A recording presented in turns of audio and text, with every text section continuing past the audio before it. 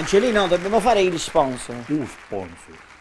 Non mi correggere, il là, io sono, tu sei, ya. Ve la da scrivere tipo Vangelo, va bene? Oh, Angelino, hai mai mangiato qualcosa che proviene da oltre regno, da oltre oceano, di fuori Catania? Certo, no, dobbiamo mangiare con cassato a casa Floresso. Io parlo di qualche cosa che proviene da fuori, per dire da un altro stato del mondo. Ah, tipo, Angelino, ripeti con me, vuoi dire addio alla mucca pazza? vuoi dire l'addio a mucca pazza? A salmonella ti pare in pesci? La salmonella ti pare capire? No, ti pare un pesce? Ah, scusa, la salmonella ti pare un pesce? A salsiccia non t'appatisci? Ah, allora non ne capisci. No, dico, ripeti, a salsiccia non t'appatisci? Ah, ripete, la salsiccia non ti abbatisci? Spruzzo presenta i kebab che non sanno di kebab.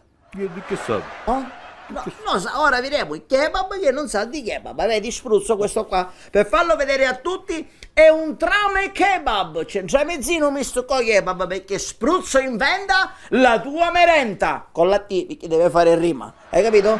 Tu hai mai assaggiato?